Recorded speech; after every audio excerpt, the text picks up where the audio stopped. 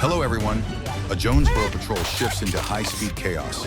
Arkansas State troopers scream through traffic, chasing a rogue pickup that refuses to yield. Sirens wail as tactical units prepare to strike. One split-second decision changes everything. Watch how this pursuit ends in steel.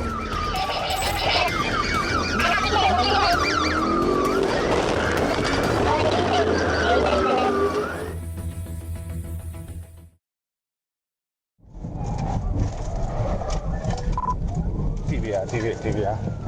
On September 28, 2024, in Jonesboro, Arkansas, a state police trooper clocks this Dodge Ram at 107 miles per hour in a 60 miles per hour zone.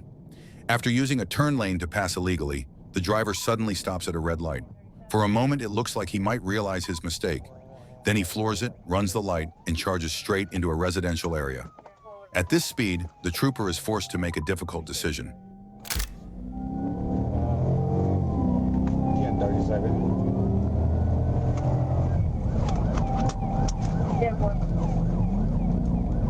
The Arkansas 028, Union King 0. Be a great Dodge Ram. 10-4, John Close, 53, 63, stay slow.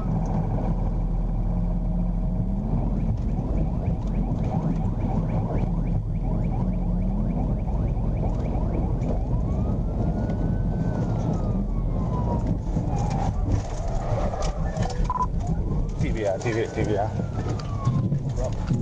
Roll over. 10-4, 20. Patience is gone. The trooper shouts over the radio, TVI, TVI, TVI. He can't allow this truck to go any deeper into the neighborhood. It's time to end the game. Driver, open the door.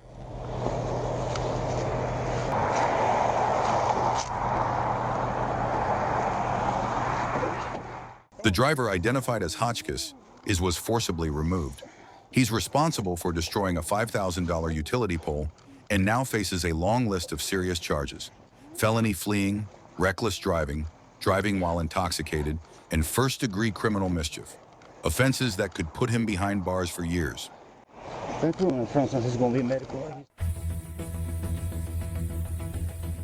On May 13, 2017, in Douglas County, Colorado, Deputy Sheriff Brad Pro stops a GMC Yukon for erratic driving.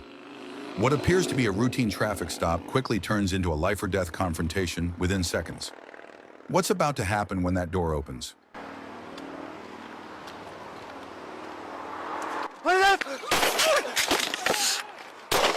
Key 15 shots fired! Key 15 shots fired! Key 15 shots fired! Get on the ground! Get on the ground! Get on the ground! Don't move! Without warning, Deon Marcus Rivas Maestas, 26, suddenly lunges forward and aggressively confronted. He was later sentenced to 35 years in prison for first-degree assault on a law enforcement officer.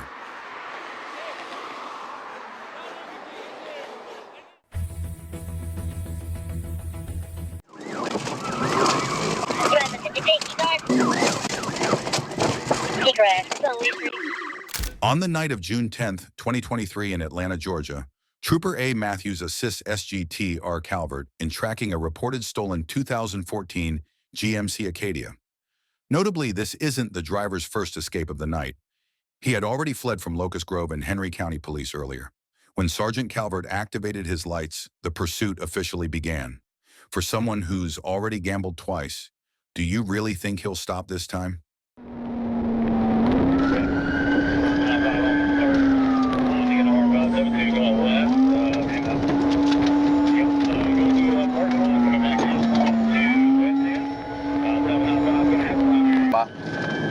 Yep, going through the parking lot, coming back out onto West End.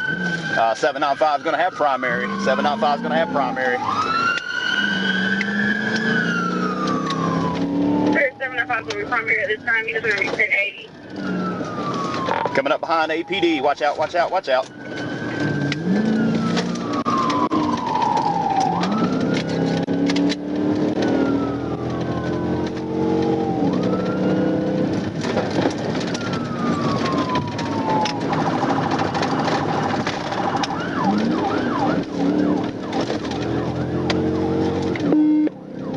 get up there? Yeah, somebody else gonna have to call it if they can. Turning left onto some street right here. Stand by. Left onto Joseph E. Lowry, or I'm sorry, Oglethorpe. Left on Oglethorpe.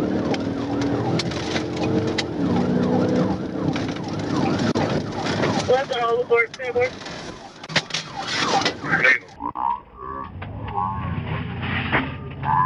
Right on Lee Street. Right on Lee Street. Flying curve, can't do it.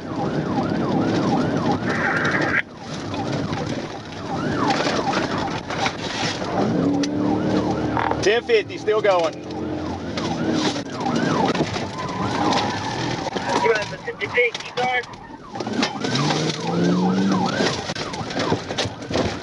He crashed. It's on Lee Street.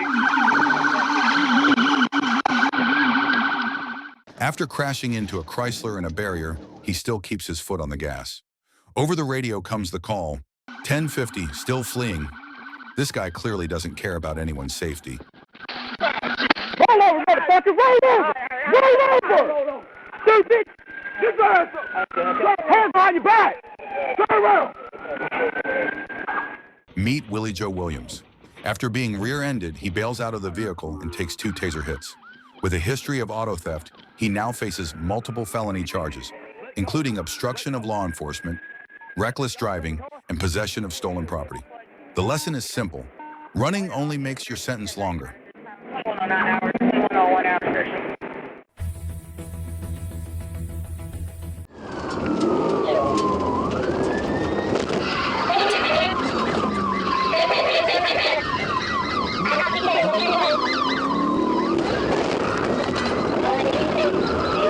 On June 3rd, 2024, along Interstate 4 in Florida, everything began with what should have been a routine traffic stop in Volusia County after this Chrysler 200 was spotted driving recklessly.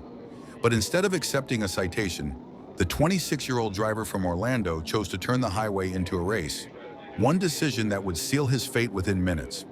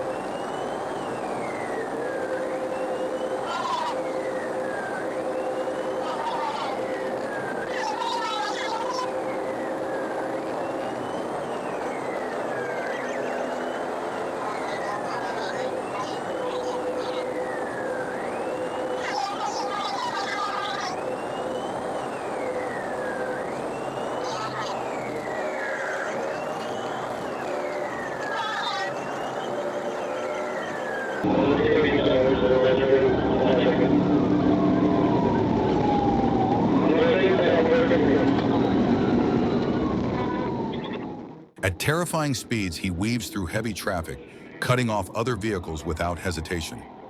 This isn't just reckless driving, it's a direct threat to innocent lives. Something has to be done.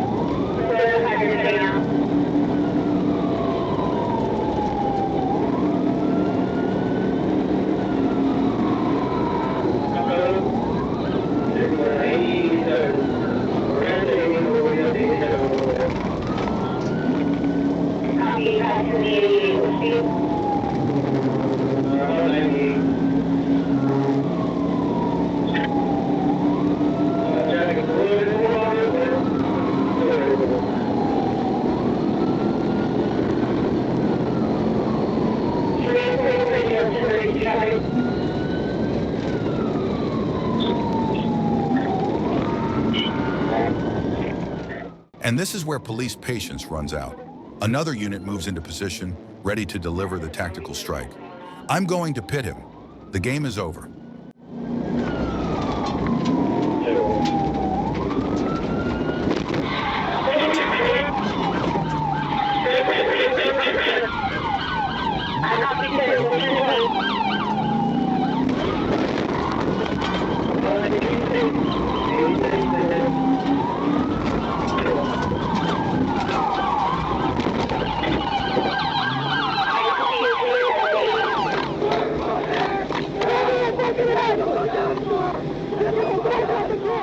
Seconds later, the nearly 60-kilometer chase ends in a high-impact collision.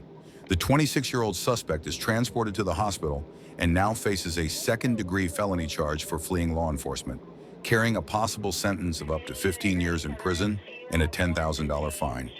Was the PIT maneuver necessary in this situation?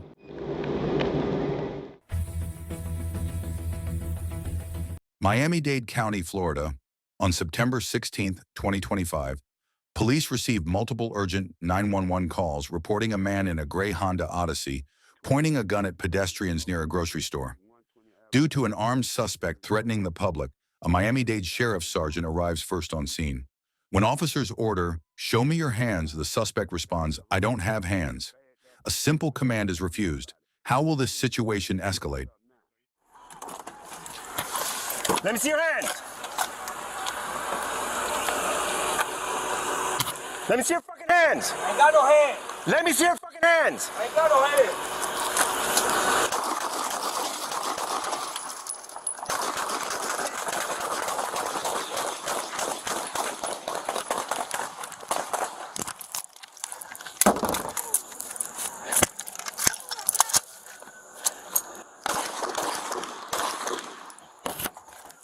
$3,200. Shots fired. Shots fired.